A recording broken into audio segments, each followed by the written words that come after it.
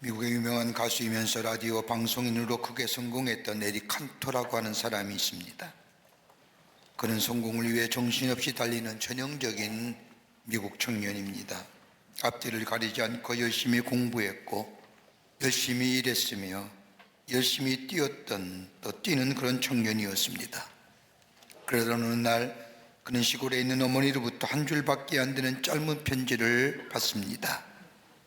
어머니가 보낸 이 짧은 편지의 글에 자신이 얼마나 충격을 받았는지, 이것을 교훈 삼아 살아왔기에 이만큼의 인생을 살 수 있었다고 나중에 그는 고백합니다. 그 어머니의 편지의 내용은 다른 것이 아니라, 에디야, 너무 빨리 달리지 말아라. 그렇게 하면 주변의 좋은 경치를 하나도 못 보고 그냥 지나친단다. Don't go too fast. 이 짧은 편지를 받은 이 에디는 깊은 생각에 잠기게 됩니다. 그리고 자신의 수첩에 다음에 4가지의 질문을 써놓고 평생 이 질문을 던지고 살았다고 합니다. 하나는 나의 삶이 야심을 위해, 맹목적인 야심을 위해 사는가, 아니면 가치 있는 일을 위해 사는가. 여러분, 인간의 가장 잘된 인간의 평가를 우리가 어떻게 평가할 수 있을까요?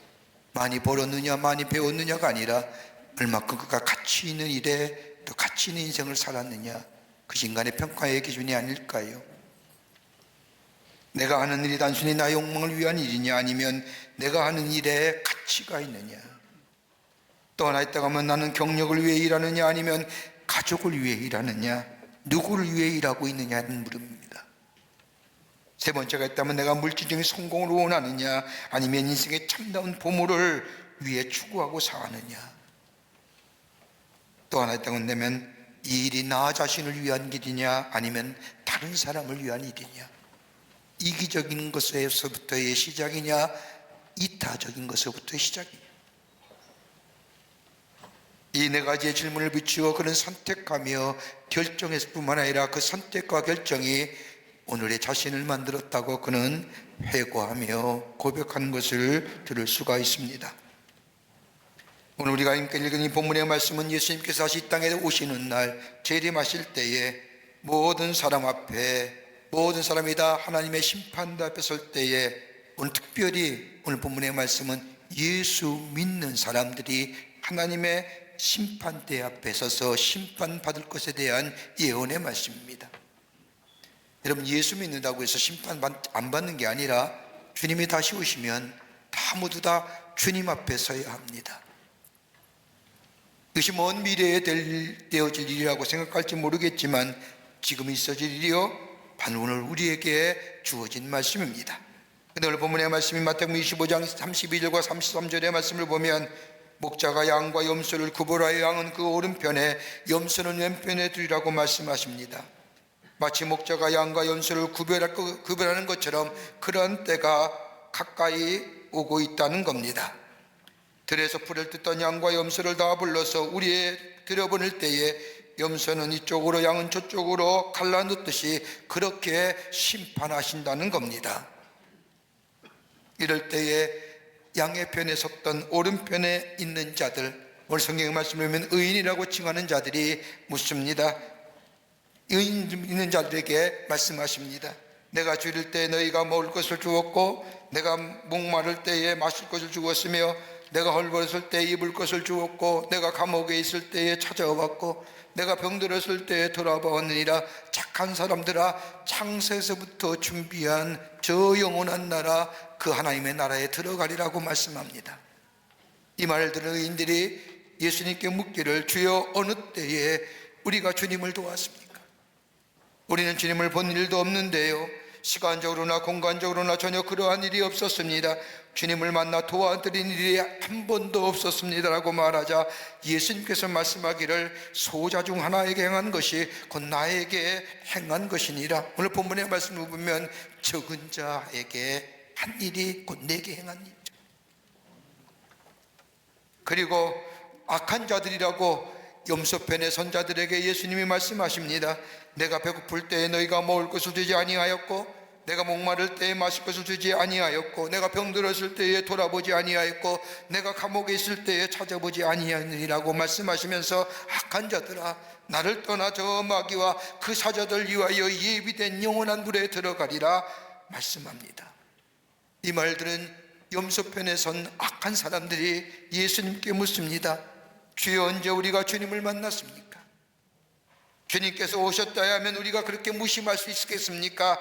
언제 우리가 주님을 만날 일이 있기에 우리를 책망하십니까? 라고 대묻자 예수님께서 소자 중 하나에게 행하지 아니한 것이 곧 나에게 행하지 아니한 것이니라고 말씀합니다.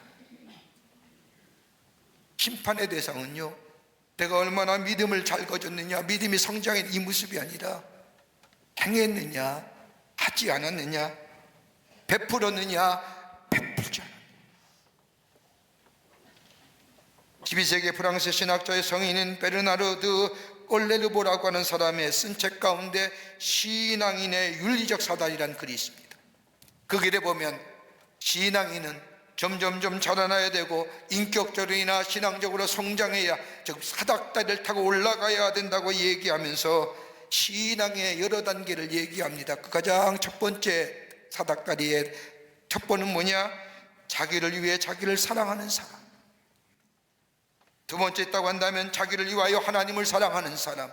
이 하나와 둘의 모습은 철저하게 자기중심의 신앙입니다. 이기적인 신앙입니다. 내가 먼저입니다. 그러나 한 단계 더 올라가려고 하면 세 번째 단계가 있다면 하나님을 위해서 하나님을 사랑하는 것. 그보다 최고의 높은 신앙적이고 인격적인 모습은 다름이 아니라 하나님을 위해서 자기를 사랑하는 겁니다. 하나님의 뜻이 먼저입니다. 하나님의 말씀이 먼저입니다. 내 뜻보다 하나님의 뜻에 순종하며 삽니다. 내 의지와 내 원하는 것보다 하나님의 뜻이, 하나님의 목적이 먼저라고 생각하며 그 일을 이루어 나가는 사람, 가장 높은 수준의 신앙적이고 인격적인 삶의 모습이라는 겁니다. 마지막 때 우리 주님이 보시는 게 어떤 걸까요? 믿음입니다. 어떤 믿음일까요? 여러분, 믿음을 정의할 때 뭐라고 말씀하십니까? 여러 가지 많은 말로 믿음을 정의할 수 있지만 믿음은 관계성입니다. 먼저는 하나님과 나와의 수직적인 관계입니다. 이 관계가 깊어지면 깊어질수록 우리의 믿음이 성장되어져 갑니다. 또 하나 관계성이 있다고 한다면 믿음은 수평적 관계로서의 다른 사람과의 관계성입니다. 이 관계성이 내 안에 깊어지면 깊어질수록 우리의 믿음은 성숙되어져 갑니다. 그러기에 믿음은 수직적인 관계와 더불어 수평적 관계가 함께 동반되어야 그 안에 성장과 더불어 성숙의 역사를 이룰 수가 있습니다. 오늘 본문의 말씀, 창세전부터 예비된 하나님의 나라의 약속을 받을 것이냐, 아니면 주님을 떠나 저 마귀와 그 사자들 위하여 예비된 영원한 불에 들어갈 것인가는 다름이 아니라 내가 얼마나 예수를 믿었느냐, 내가 얼마나 교회에 충성되었느냐, 그것이 아니라 내가 하나님 받은 은혜를 얼마나 다른 사람에게 나누며 베풀며 섬기며 살았느냐. 삶의 구체적이고 실체적인 믿음의 모습을 통하여 우리 주님이 하나님과 더불어 사는 인생, 저 심판에 하나님의 형벌 받는 인생으로 가늠되어집니다. 우리의 삶, 믿음의 삶, 창세전부터 예외된 하나님의 약속의 나라, 상속의 나라를 받는 그 믿음의 모습은 어떤 것일까요? 오늘 본문 말씀을 통하여 함께 말씀을 나누며 은혜 받기를 원합니다. 첫째는 베푼 만큼 우리 하나님이 인정하신다는 겁니다. 오늘 본문의 말씀을 보십시오. 창세로부터 예비된 나라를 상속받을까, 아니면 주님을 떠나 마귀와 그 사자들 위하여 예비된 영원한 불에 들어갈 것이야의 기준점은 다른 것이 아니라 베풀었느냐 아니 베풀었느냐, 이 선행의 문제입니다. 오늘 본문의 말씀을 보십시오. 저 주님을 떠나 마귀와 그 사자들 위하여 예비된 영원한 불에 들어갈 자에 대해서 얘기합니다. 저들을 향하여 우리 주님은 책망하시기를 주지 아니했고 베풀지 아니했고 배고픈 자를 먹이지 아니했고 헐벗은 자를 입히지 아니했고 병든 자를 돌아보지 않았다는 겁니다. 너희가 나를 위해 어떻게 살았느냐를 묻지 아니하십니다. 내가 얼마나 많이 하느냐, 얼마를 벌었느냐, 내가 하는 사업이 무엇이냐, 네가 어떤 사람이 되었느냐, 이거 묻지 아니하시는 겁니다. 다름이 아니라 나를 사람을 위하여 얼마나 많이 봉사하며 얼마나 섬겼느냐, 네가 받은 은혜 거저 받은 은혜일진데 그 은혜를 얼마나 다른 사람에게 나누었느냐라는 겁니다. 그럼 창세기 2장의 말씀을 보면 초대교회 모습이 나옵니다. 가장 이상적인 공동체지요. 유토피아적인 공동체라고 말합니다. 저들이 성령의 충만을 받은 후에 함께 모여 사도의 가르침을 받습니다. 저들은 사도의 가르침을 받기 전에는 저 랍비와 서기관들의 가르침을 받던 사람입니다. 그런데 하나님의 거룩한 영이 저들의 심령에 충만하게 될 때에 저들은 사도들의 가르침을 받습니다. 여러분, 사도들의 가르침이 어떤 내용일까요? 저 서기관들과 랍비의 내용일까요? 아닙니다.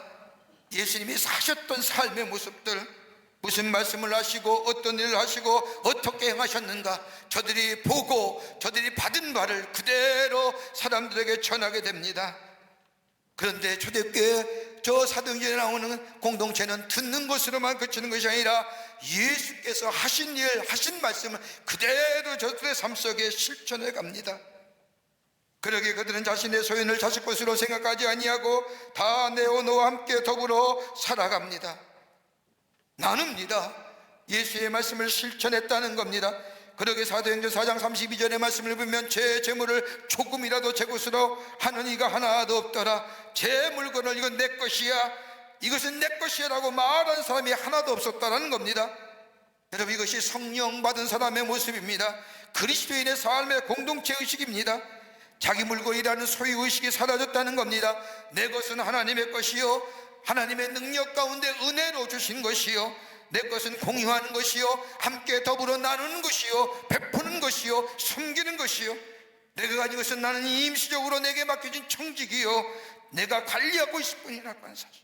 세상 떠나면 내 것이 아니요, 지금은 나 혼자 쓰라고 있는 물건이 아니라 함께 더불어 공유하라고 쓰라고 우리에게 주신 은혜로 주신 것이라고. 여러분, 이것이 바로 성령 안에 있는 사람의 모습인 겁니다. 나누는 공동체입니다. 주는 공동체입니다. 여러분, 하나님의 거룩한 영이 내 안에 거하시면 주는 자로 살아갑니다. 어떻게든 베푸는 자로 살아갑니다. 우리가 받은 것들이 거저 주신 하나님의 은혜라 생각하니 그 은혜를 나누려고 합니다. 마음도 주고 사랑도 주고 희생도 주며 뭐든지 주고픈 자로 살아가고 싶은 마음. 여러분, 성령의 열매를 가만히 보십시오. 사랑의 열매는 관계성 속에서 이어지는 열매들입니다. 사랑과 희락과 자비와 양성과 충성과 은유와 절제. 여러분, 가만히 보십시오. 이 열매들은 다른 사람과의 관계성 속에서 이루어지게 될 때 그 열매도 풍성함의 역사가 우리 가운데 있는 겁니다. 나 혼자만 간직하는 것이 아닙니다. 나누며 섬길 때에 우리 주님 마지막 때 이걸 보셨다는 겁니다. 여러분, 우리는 예수를 믿어 구원받습니다. 죄의 싹은 사망이라고 말씀하신 것처럼 죽어야 할 우리들을 십자가의 놀라운 대속의 은총으로 우리를 죄에서 구원해 주시고 우리의 신분과 우리의 삶의 형태와 우리의 존재 양식을 바꾸어 주셨습니다. 죄에서 깨끗게 하셨습니다. 십자가에 우리를 덧입혀 주셨습니다. 깨끗한 심령 위에 성령이 임하십니다.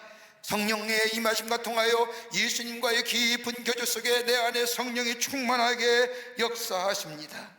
여러분, 하나님의 거룩한 영이 임재한 사람에게는 베푸는 삶, 주는 삶, 마음도 주고 사랑도 주고 희생도 주며 뭐든지 주고픈 자로 살아갈 때에 우리 주님이 다시 이 땅에 오시는 날, 하나님 앞에 심판대에 서게 될 때에 우리 주님은 창세전부터 예비된 나라를 상속케 하시는 놀라운 축복이 우리 가운데 임하게 되는 줄 믿습니다.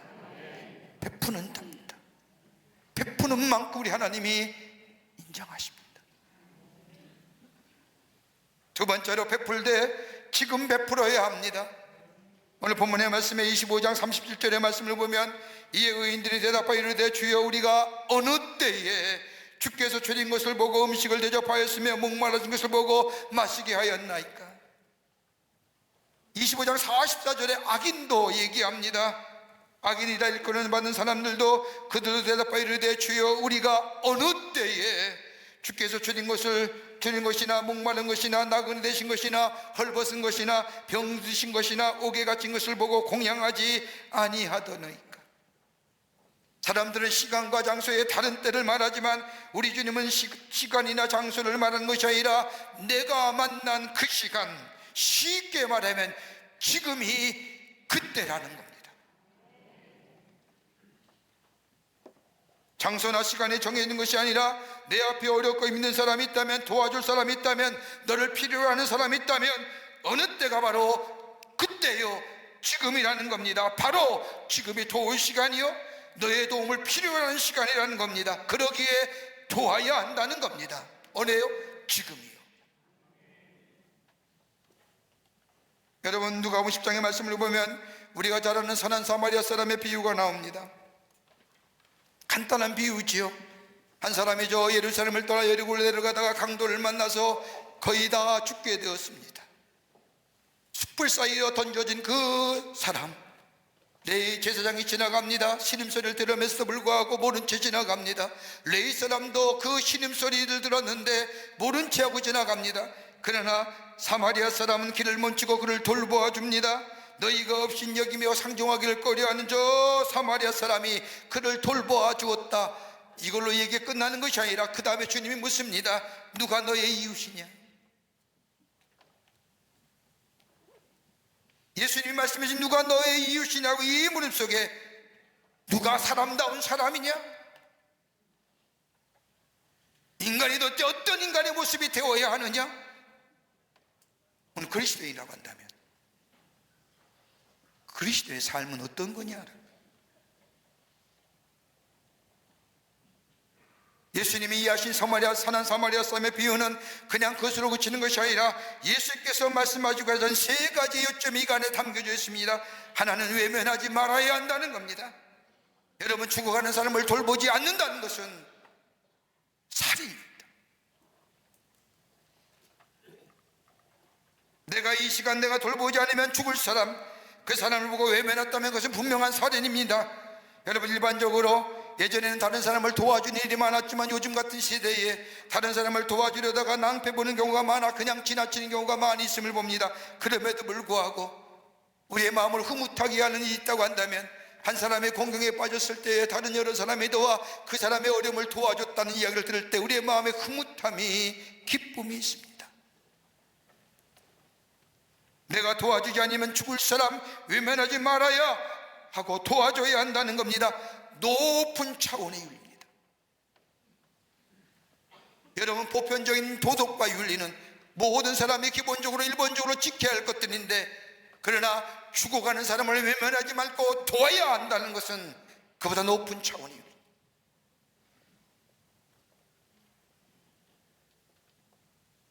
내가 손을 쓰지 않아 죽었다면 내 책임이라는 거예요.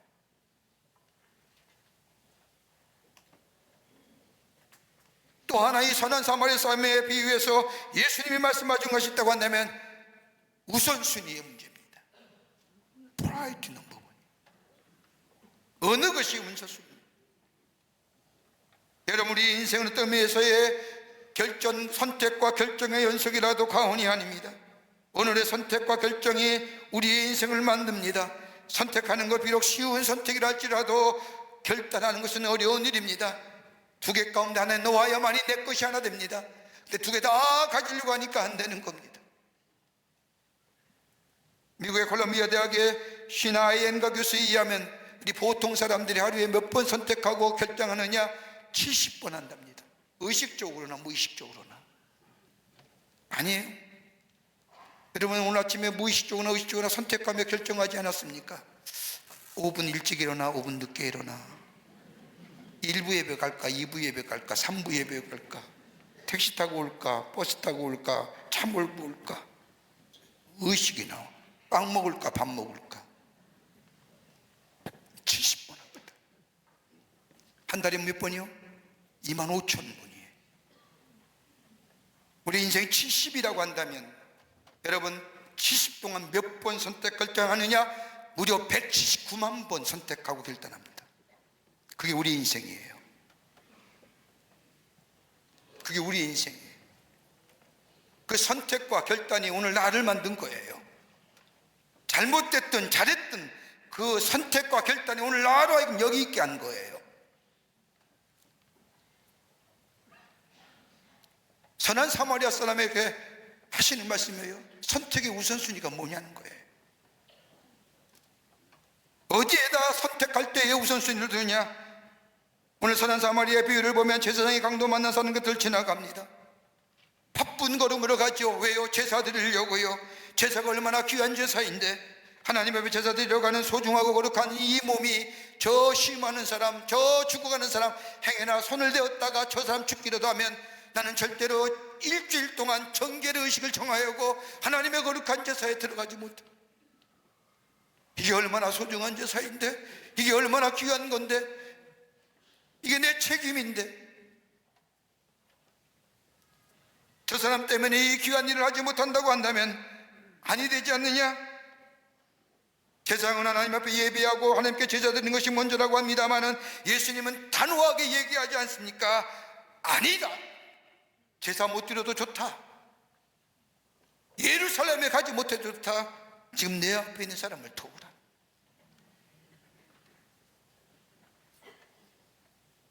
내 사람도 마찬가지입니다. 내가 성전에서 봉사하는 사람으로서 성전을 내야지 어떻게 이런 일을 하겠느냐? 어떻게 저 죽어가는 사람을 만질 수 있느냐? 혹시나 죽으면 내가 하나님의 거룩한 성전을 섬기고 닦고 봉사하는 성물을 만드는 일 못할 텐데. 근데 주님은 아니라는 겁니다. 그것보다 내 앞에 있는 일이 먼저 해야 할 일이라. 내 앞에 신음한 사람을 도와줄 일이 먼저라. 어느 때? 그때가 지금이라는 것.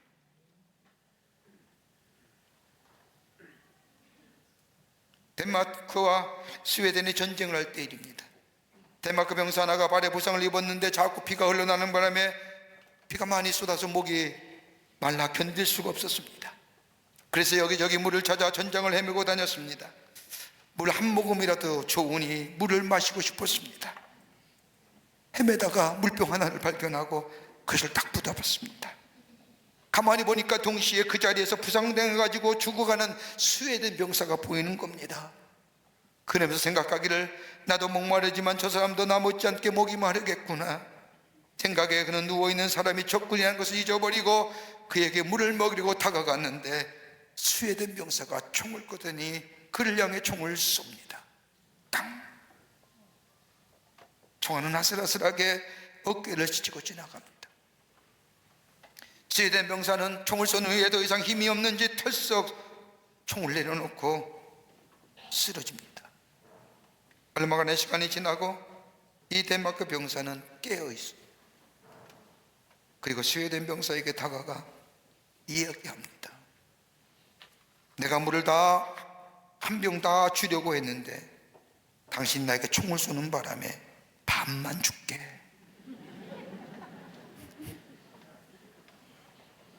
농담을 하고는 그에게 물을 먹였답니다. 나에게 양령하여 총을 쏜다고 해서 목이 말라가는 사람에게 물을 안 먹여도 되는 것이 아니라 우리 주님은 분명히 얘기합니다. 줘라. 어느 때? 지금. 지금이 바로 그때다라는 거예요. 성경은 우리에게 분명히 말씀하지 않습니까? 원수가 줄거든 먹이라, 원수가 목마르든 마시우라. 이것이 주님의 마음이요. 그때가 어느 때요? 지금이 바로 그때라는 겁니다. 다른 사람을 향하여 구원의 손길, 베푸는 손길, 나눔의 손길이 펼 때에 우리 하나님께서 그 행함을 보시고 창세로부터 예비된 날을 허락하여 주십니다. 이것이 바로 성숙합니다. 끝으로 필요한 자에게 베푼 자가 하늘의 상급을 누리게 됩니다. 오늘 본문의 말씀을 보면 누구에게 베풀어야 하느냐, 대상이 누구냐 하는 겁니다. 마태복음 25장 40절의 말씀을 보면 임금이 대답하여 이르되 내가 진실로 너에게 이르노니 너희가 여기 영대 형제 중에서 지극히 작은 자 하나에게 한 것이 곧 내게 한 것이니라 하시고, 여기에 다른 성경의 번역본을 보면 작은 자를 소자라고 번역합니다. 소자가 누구입니까? 소자는 다름이 아니라 어린아이를 뜻합니다. 가치가 낮고 신분이 낮고 아무것도 모르고 감사할 줄 모르는 미련한 사람들, 이 한 발짝 더 나가면 뭐예요? 어리석은 자. 더 나가면 뭐예요? 악인. 가장 부족한 사람, 고난당하는 사람을 소자라고 말합니다. 외롭고 고독한 사람을 얘기합니다. 그런데 예수님께서 그 작은 자 중 하나에게 한 것이 곧 나에게 한 것이라고 말씀합니다. 가치가 낮고 신분이 낮으며 아무것도 모르고 감사할 줄 모르는 그 소자와 예수님은 뭐예요? 동일시하는 거예요. 구분하신 게 아니에요. 미련하고 어리석고 고독하고 소외당한 자, 우리 주님이 동일시 여긴 거예요. 아무리 각 신분이 낮고 감사할 줄 모른다 할지라도 우리 예수님은 같게 여겼다는 겁니다. 여러분, 사도행전 9장의 말씀을 보세요. 바울의 회심의 사건이 기록되어져 있습니다. 예수 믿는 사람이 저 다메섹에 있다는 얘기를 듣고 살기가 등등한 이 청년 사울은 자신이 믿는 이 종교의 신념 속에, 자신이 믿는 이 유대교의 탁월성에, 저 예수 믿는 사람 다메섹에 모여있다는 사람 얘기를 듣고 그들을 잡아 오기 위해서 기세등등하게 다메섹으로 내려가는 도중에 부활의 주님을 만납니다. 그 사건이 사도행전 9장 3절과 5절 말씀에 기록되어 있습니다.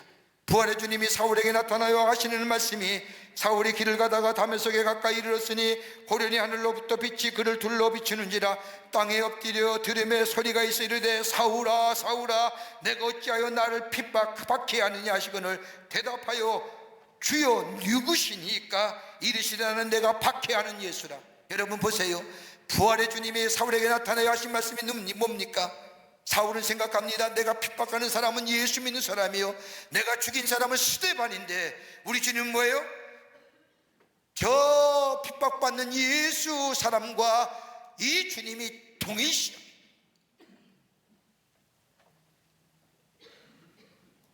내가 그로다라고 하는, 내가 핍박하는 사람 바로 예수 나라는 거예요. 여기에 바울은 변하지 않습니까? 사울이 변하여 바울이 되지 않습니까? 여러분, 예수님도 당신의 제자인 저 사랑하는 제자들과 동일시 여기셨습니다. 마태복음 10장 40절의 말씀을 보면 너희를 영접하는 자 곧 나를 영접하는 것이요 나를 영접하는 자는 나를 보내신 이를 영접하는 거니라. 여러분, 주의 사람, 주의 일하는 종들, 우리 예수님은 동일시 여기십니다. 그분들일 뿐까요, 우리 주님은 우리를 동일시 여기십니다. 우리가 괴로울 때 우리 주님도 괴로워하십니다. 우리가 슬플 때 우리 주님도 슬퍼하시고요, 우리가 아파할 때 우리 주님도 아파하십니다. 우리가 너무너무 힘들어 신임하여 기도하지 못할 때에 우리 주님이 우리를 위하여 나를 대신하여 동일시 여기시며 기도하십니다.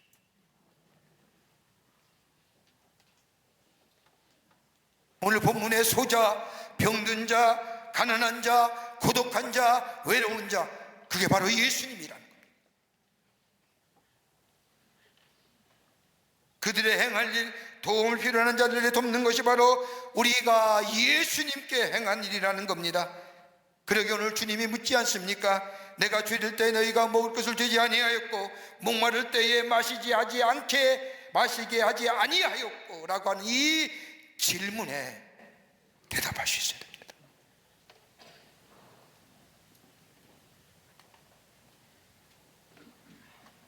예수님은 당시 율법주의자들의 윤리와 욕을 요구하는 것이 아닙니다.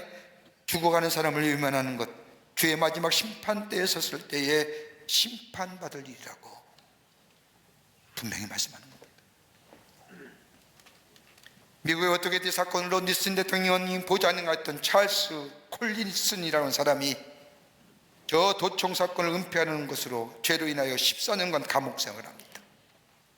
감옥에 있으면서 그는 회심하여 예수를 믿고, 그가 왜 회심했는가, born again이라고 한 책을 써서 많은 세간의 사람들에게 큰 은혜를 주고 감동을 주었습니다. 그 책에 보면 미국 이후의 역사상 가장 감동적인 순간에 대해서 이야기합니다. 그 순간은 다름이 아니라 테레사 수녀가 미국 의회를 방문하여 연설하였을 때라고 말합니다. 미국 의회 의원들이 대부분 연설자들에게 박수를 아끼지 않는 법인데 이상하게도 테레사 수녀가 연설을 마치자 그 누구도 박수를 치지 않았다는 겁니다. 오히려 깊은 침묵과 정적만이 감돌았습니다. 그 일은 다름이 아니라 테레사 수녀부터 받은 진한 감동과 전율 때문이었습니다. 그 전율과 그 감동은 다름이 아니라 마지막으로 테레사 수녀가 던진 말 한마디 때문이었습니다. 그 말은 다름이 아니라 섬길 줄 아는 사람이 다스릴 자격이 있다는 겁니다. 나눌 수 있는 자, 베풀 수 있는 자가 다스릴 수 있는 자격이 있다.